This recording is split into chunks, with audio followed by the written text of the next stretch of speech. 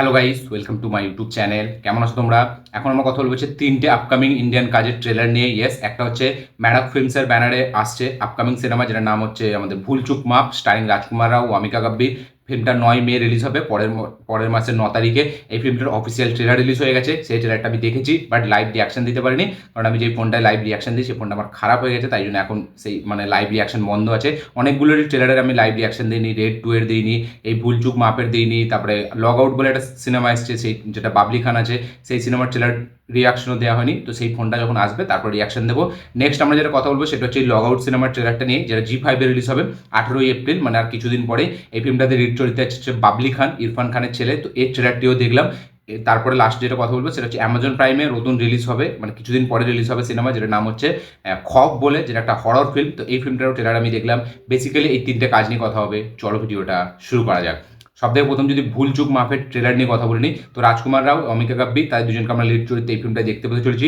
Maddock films, মানে যারা হচ্ছে স্ত্রী 2 বানিয়েছে, যারা হচ্ছে মুঞ্জিয়া বানিয়েছে, তো যারা হচ্ছে ছাবা বানিয়েছে রিসেন্টলি, তাদের প্রোডাকশন হাউস, তারা এবার একটা ফিল্ম নিয়ে আসছে, এর নাম হচ্ছে ভুলচুক মাফ।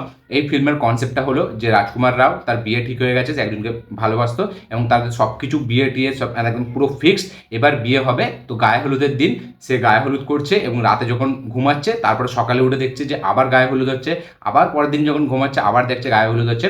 তো ওই দিনটা শেষ হচ্ছে না, ঠিক আছে, মানে 28 তারিখটা শেষ হচ্ছে না, 29 তারিখ মেবি, ওই দিনটা শেষ হচ্ছে না, ওই দিনটা বারবার ঘুরে ফিরে তার কাছে আসছে। তো একটা টাইম লুপের কনসেপ্ট এখানে ইউজ করা হয়েছে। তো এবার দেখা যাক এই টাইম, মানে একটা হাই কনসেপ্ট, যে একটা টাইম ট্রাভেলিং, এই যে ব্যাপারটা, যে মানে বারবার একটা জিনিস ঘুরে আসছে, ঠিক আছে। তো এই টাইম লুপের ব্যাপারটা কমেডির সাথে কিভাবে মার্জ করে এখানে মানে ফিল্ম আমাদের সামনে রাখে, এটা দেখবার মতো বেশি হবে। ম্যাডাক ফিল্মস মানে তাদের তো অবশ্যই মানে লো বাজেটের ফিল্ম দারুণভাবে ব্যবসা করে, এবং তাদের ফিল্মের মধ্যে সেই এন্টারটেনমেন্ট ভ্যালুটা আমরা পাই। তাতে ছোটো ছোটো কমেডি টাইমিং বলি, মানে কমেডি সিনস বলি, বা মানে স্ক্রিন প্লের মধ্যে একটু এঙ্গেজমেন্ট, যেটা আমরা বলি যে এঙ্গেজ করে রাখবে স্ক্রিন প্লেটা, সেটা থাকে। তো এখানেও গল্পটা মানে এই টাইম লুপের সাথে সাথেও কিছু কমেডি সিনস আমরা দেখতে পাচ্ছি, যে রাজকুমাররাও তার বিয়েটা হচ্ছে না, তো এবার এই নিয়েই মেন প্রবলেম। তো এবার এর মাধ্যম দিয়ে আমরা কমেডি দেখতে পাবো। বাট এখানে জেনুইনলি যদি আমি বলি, এই ট্রেলারটা না আমার একটা ঠিকঠাক ট্রেলার আমার মনে হয়েছে, সত্যি বলছি। ট্রেলারে একদম লাস্টের একটা সংলাপ আছে রাজকুমার রাওয়ের, যে ওই দিনটা আসছে না, ওই দিনটা এলেই আমার হয়ে যাবে। শুধুমাত্র ওই ডায়লগটা ছাড়া বাকি কিন্তু ট্রেলারে কোনো জায়গাতে কোনো সংলাপে কিন্তু আমার মানে আমাকে হাসাতে পারেনি। জেনুইনলি সেই কমেডিটা আমি ফিল করতে পারছি না, যেটা মানে কি বলবো, একটা স্ত্রী 2 পারে বা একটা স্ত্রী পারে, সেই কমেডিটা কিন্তু এখানে আমি ফিল করতে পারছি না। তো কমেডিটা আমার মনে হয় না এই ফিল্মটাই খুব একটা হেভি হতে চলেছে। এবং রাজকুমার রাও তাকে রিসেন্টলি এই এরকম ছোট গ্রামের একটা ছেলের চরিত্রে দেখে দেখে সত্যি বলছি জাস্ট রিপিটেটিভ প্রচুর মনে হচ্ছে, এবং ব্যাক টু ব্যাক সে এরকম ফিল্ম করছে। তো মানে এই ফিল্মটা আয়ুষ্মান খুরানার যে কমফর্ট জোন, ঠিক আছে, সেরকম টাইপের আপনাকে ফিল করাবে, কারণ আয়ুষ্মান খুরানা সে 2019 পর্যন্ত প্রি লকডাউন সে কিন্তু এরকম ফিল্ম করে করে তার কেরিয়ারটাকে হাই নিয়ে গেছিলো। ব্যাক টু ব্যাক 6টা ফিল্ম সে হিট দিয়েছিল, এবং সেই 6টা ফিল্ম যদি আপনি দেখেন এরকম লো বাজেট একটা গ্রামের মধ্যে, ঠিক আছে, মানে একটা ছোট্ট জায়গায় বেস্ট করে তার মধ্যে কমেডি ইনপুট করে এই সিনেমাগুলো বানানো হতো। ঠিক সেরকমই কিন্তু একটা অ্যাপ্রোচ এখানে ম্যাডক ফিল্মসও করছে এবার রাজকুমার রাও ওয়ামিকা গাব্বিকে নিয়ে। তো দেখা যাক ওয়ামিকা গাব্বিরও রোল এখানে খুব একটা হেভি থাকবে না, এবং তার পারফরমেন্স আমার খুব একটা আপ টু দ্য মার্ক মনে হয়নি। ফিল্মের পারফরমেন্স খারাপ হলেও আমি মেন দেখেছিলাম কমেডির জন্য, কারণ কমেডিটা আমি জানি রাজকুমার রাও আছে, মানে আমার পুরোপুরি ভরসা আছে কমেডির ওপর। বাট কমেডি পাঞ্চ লাইন্সগুলো সেভাবে আমাকে অ্যাট্রাক্ট করতে পারেনি, সেইভাবে এখানে ওয়ার্ক করে আমার জন্য, ঠিক আছে। কিছু কিছু খুব লিমিটেড একটা দুটো ডায়লগ আছে যেগুলো বেশ ওয়ার্ক করে, বাকি খুব একটা হেভি ওয়ার্ক করে না। এবং রাজকুমার রাও স্ত্রী 2-তে যেরকম পারফরমেন্স দিয়েছিল, ঠিক সেরকমই একটা পারফরমেন্স এখানেও আমার মনে হচ্ছে যে সে দেবে। মানে স্ত্রী 2-এতে যেহেতু স্ক্রিপ্ট ভালো ছিল, তাই জন্য সেখানে অনেক বলার মতো অনেক কমিক টাইমিং দেওয়া হয়েছিল, বাট এখানে কমিক টাইমিং আছে, বাট কমেডিটা সেইভাবে ডায়লগের মাধ্যম দিয়ে আমাদের সামনে উঠে আসছে না। তো এই ট্রেলারটা আমার একটা ঠিকঠাক ট্রেলার মনে হয়েছে। যদি আমি ভিজুয়ালি বলি, ট্রেলারটা বেশ ভালো, মানে ওটি লো বাজেটের মধ্যে হলেও দেখতে মজা লাগে, খুব পলিশ মনে হয় ট্রেলারটা। তার পাশাপাশি অমিকা গাব্বি রাজকুমার রাওয়ের কেমিস্ট্রি ভালো, বাট তাদের পারফরমেন্স আমার অতটা হেভি লাগছে না। রাজকুমার রাওয়েরও মানে সেই হয়তো একমাত্র আছে যে এটার পজিটিভ পয়েন্ট, এবার তারও আমার ডায়লগস অতগুলো হেভি লাগেনি। দেখা যাক ফিল্মের মধ্যে কী হয়। ফিল্মটা 9 তারিখ আসছে, এবং ম্যাডক ফিল্মস আবার একটা লো বাজেটের ফিল্ম নিয়ে আবার একটা বড় হিট দিতে পারে নাকি। এবং রাজকুমার রাওকে নিয়ে তারা রিসেন্টলি স্ত্রী 2 এর মতো ব্লকবাস্টার দিয়েছে, দেখা যাক এবার তারা কী করে। তো এই ট্রেলারটা আমার ঠিকঠাক লেগেছে।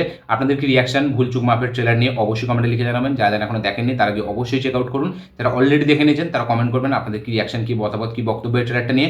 আপনাদের কি মনে হয় ম্যাডক ফিল্মস আবার একবার এই ফিল্মটার মাধ্যম দিয়ে একটা 100 কোটির বক্স অফিস দেবে, সেটা অবশ্যই কমেন্টে লিখে জানাবেন। এবং হ্যাঁ, এই ফিল্মে কিন্তু দুটো গানকে আমি দেখলাম রিক্রিয়েট করা হয়েছে, দুটো পুরনো আইকনিক গানকে। গানগুলো যদি আমার এই মুহূর্তে নাম মনে নেই, বাট আমি দেখলাম, শুনলাম, গানগুলো কিন্তু বেশ ভালো লাগছিল। দেখা যাক ফিল্মের মধ্যে কিরকম কি রাখে। নেক্সট যেটা কথা বলবো সেটা হচ্ছে লগ আউট বলে সিনেমাটি কিনে জি5 রিলিজ হবে 18 এপ্রিল, স্টারিং বাবলি খান, ইরফান খানের ছেলে। তো এই ফিল্মটা মানে ট্রেলারটা আমার কিন্তু বেশ প্রমিসিং লেগেছে, এবং আজকের দিনে এই ফিল্মটার যে কনসেপ্ট সেটা কিন্তু খুব রেলিভেন্ট, এবং সেটা কিন্তু মানে খুব কানেক্ট করবে ইউথ অডিয়েন্সের সাথে। এই জেন জি, ঠিক আছে, মানে আজকের জেনারেশন যারা আছে তারা কীভাবে ফোনের উপর অ্যাডিক্টিভ, ঠিক আছে।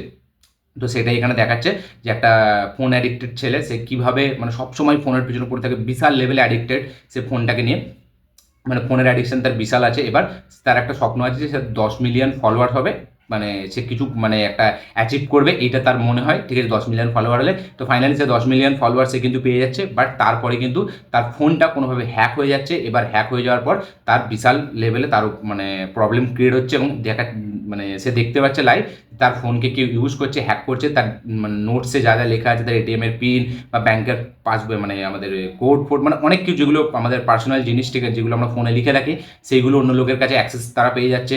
তার গার্লফ্রেন্ডের সাথে তার কী কী কথা হয় সেই সবের অ্যাক্সেসও পেয়ে যাচ্ছে। তো সে বেসিক্যালি মানে পুরো প্রবলেমে পড়ে গেছে, কারণ তার ফোনটা হ্যাক হয়ে গেছে। যেটা আমরা রিসেন্টলি এই কন্ট্রোল বলে যে সিনেমাটি ছিল অনন্যা পান্ডের, বিক্রমাদিত্য মোটওয়ানির যে সিনেমাটি, এই সিনেমাটা আমার কিন্তু ব্যাপক লেগেছিল। সিনেমাটার মধ্যে অনন্যা পান্ডের পারফরমেন্স, সেই সিনেমাটাকে যেভাবে শ্যুট করা হয়েছিল একটা মানে কী বলবো, একটা ওই ফিল্মের মানে ভার্টিক্যালের এর মধ্যে, ঠিক আছে, সেটা কিন্তু বেশ ভালো লেগেছিল। তো সেরকমই একটা কনসেপ্ট আমরা এখানে আবার দেখতে পেতে চলেছি। এই ফিল্মটাকে ডিরেক্ট করেছে হচ্ছে করণ শর্মা, করণ শর্মা না, এই সিনেমাটাকে ডিরেক্টর অন্য, ঠিক আছে, আমি নামটা ভুলে যাচ্ছি, বাট ট্রেলারটা কিন্তু খুব প্রমিসিং লাগছে। তো এবার এখানে দুটো তিনটে ক্যারেক্টারই আমরা দেখতে পাই, এবং তাদের মধ্যে হয়তো কেউ একজন এই ফোনটাকে মানে হ্যাক করেছে। তো কে হ্যাক করেছে এবং হ্যাক করার পরে লাইফটা কী হচ্ছে, লাইফের উপর কী মানে আসার পড়ছে, সেই সব দেখার জন্য এই ফিল্মটা দেখতে হবে। 18 এপ্রিল রিলিজ হচ্ছে, এবং এরকম ধরনের কনসেপ্ট আমি বলবো এরকম ওটিটিতে রিলিজ করাই ভালো। মানে ফিল্মটাতে বাবলি খানের পারফরমেন্স বেশ ভালো লাগছে, আমার যথেষ্ট প্রমিসিং মনে হচ্ছে তার পারফরমেন্সটা, এবং একটা এঙ্গেজিং স্ক্রিন প্লে আমার মনে হচ্ছে হতে চলেছে যখন ওই ফোনটা হ্যাক হয়ে যাবে। এবং একটাই ফোন যার পেছনে আমাদের এতটা একটা অ্যাডিকশান, ঠিক আছে, মানে সেই ফোনটা ছাড়া আমরা কিছু চিনতে পারছি না, ফোনটার মধ্যেই আমাদের পুরো দুনিয়া আছে। তো সেই ফোনটা কীভাবে মানে একটা মানুষের সর্বনাশও করতে পারে, একটা লাইফ শেষ করে দিতে পারে, সেইটাই আমরা দেখতে পেতে চলেছি এই ফিল্মে। তো কনসেপ্ট ওয়াইজ ফিল্মটা কিন্তু খুব রিলেটেবল এবং খুব আজকের দিনে দাঁড়িয়ে খুব রেলিভেন্ট। তো দেখা যাক ফিল্মটা কীরকম হয়। আমার কিন্তু যথেষ্ট ভরসা আছে ফিল্মটার উপর। কনসেপ্টটা আমার বেশ ভালো লাগলো, এবং ফিল্মের পারফরমেন্স আমার খুব ভালো লাগলো দেখে, আমার বাবলি খানের পারফরমেন্স ভালো লাগলো। আপনাদের কি রিয়াকশন, কি মতামত, কি বলবেন এই ট্রেলারটিকে নিয়ে? কারা কারা দেখেছেন এই ট্রেলারটি অলরেডি লগ আউট ট্রেলার, অবশ্যই কমেন্টে লিখে জানাবেন। কারা কারা এখন দেখেননি তারা কি একবার ওয়াচ করুন, মানে জি5 ফিল্মটা রিলিজ হবে কিছুদিন পরেই, মানে 18 তারিখে। দেখে অবশ্যই কমেন্ট করবেন আপনাদের কি রিয়াকশন, কি মতামত, কি বক্তব্য। লাস্ট যেটা কথা বলবো সেটা হচ্ছে আমাদের অ্যামাজন প্রাইমের নতুন রিলিজ হতে যাচ্ছে সিনেমা খপ, হরর একটা সিনেমা। তো এই সিনেমার স্টারকাস্টে যারা আছে তাদের নাম আমি অতটা জানি না, অতটা সার্চ করে দেখিও নি, যেহেতু আমার ওই ফোনটা প্রবলেম, তাই জন্য আমি মানে ঠিকভাবে রিসার্চও করিনি। তো এই ফিল্মের ট্রেলারটা আমি দেখলাম, ট্রেলারটা কিন্তু আমার দারুণ হেভি লেগেছে, সত্যি বলছি। তো এখানে যেটা গল্পটা, যে একটা এখানে আমাদের যে প্রোটাগনিস্ট যে মেয়েটা, সে একটা ফ্ল্যাটের নতুন ভাড়ায় আসছে, এবং সেই যে ফ্ল্যাটে সে থাকে সেখানে কিছু একটা ব্যাপার আছে তাকে মানে ভয় দেখাচ্ছে, এবং সেই ভয়টা কিন্তু নর্মাল ভয় না, সেটা কিন্তু সত্যি জেনুইনলি খুব ডেঞ্জারাস একটা ব্যাপার সেখানে হয়েছে। এবং সেখানে তার আশেপাশে যে নেবাররা, যে হোস্টেলের মেয়েগুলো থাকে, ঠিক আছে, তারা কিভাবে মানে এই জিনিসটা জেনেও মানে লুকিয়ে আছে, ঠিক আছে, এবং তার সাথে কী হয়, কী হয়েছিল, এবং এই মেয়েটার সাথে কী হবে ফাইনালি এই ঘরের মধ্যে, সেসব দেখার জন্য এই ফিল্মটা দেখতে হবে। ফিল্মের যে স্কেরি মুভমেন্টসগুলো সেগুলো কিন্তু জেনুইনলি মানে ভয় দেখায়, এবং একটা মিস্টিরিয়াস ব্যাপার তো রেখেছে, ঠিক আছে, দেখা যাক। এবং এখানে একটা ডাক্তার আছে যে কিনা এই ব্যাপারটা সব জানে, তো সে কীভাবে এবার এই ভূতটার সাথে লড়বে, এবং এর পেছনে কী ব্যাক স্টোরি আছে সেসব দেখার জন্য ফিল্মটা দেখতে হবে।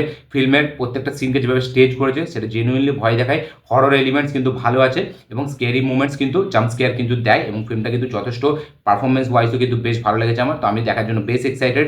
রিসেন্টলি ছোড়ি 2 সিনেমাটি রিলিজ হয়েছে, আমার দেখা হয়নি, আমি দেখে রিভিউ করবো খুব শিগগিরই। বাট এই ফিল্মটা আমার দেখার জন্য বেশ এক্সাইটেড। খপ, যেটা অ্যামাজন প্রাইমে রিলিজ হবে কিছুদিন পর, ট্রেলার লেভেলে কিন্তু আমার খুব ইন্টারেস্টিং মনে হচ্ছে, এবং ফিল্মের এক্সিকিউশনও আমার মনে হচ্ছে ভালোই হবে।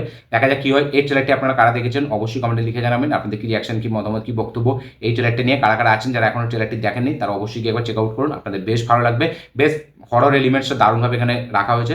আপনাদের কি বক্তব্য এই ট্রেলারটি দেখার পর অবশ্যই কমেন্টে লিখে জানাবেন। এই ছিল টোটাল 3টে কাজ নিয়ে কথা। ভিডিওটা ভালো লেগে থাকলে লাইক, শেয়ার, কমেন্ট করে দেবেন। চ্যানেলটি তুললে চ্যানেলটিকে সাবস্ক্রাইব করবেন, বেল আইকন প্রেস করতে ভুলবেন না। দেখা হচ্ছে পরের ভিডিওতে, ততক্ষণের জন্য বাই।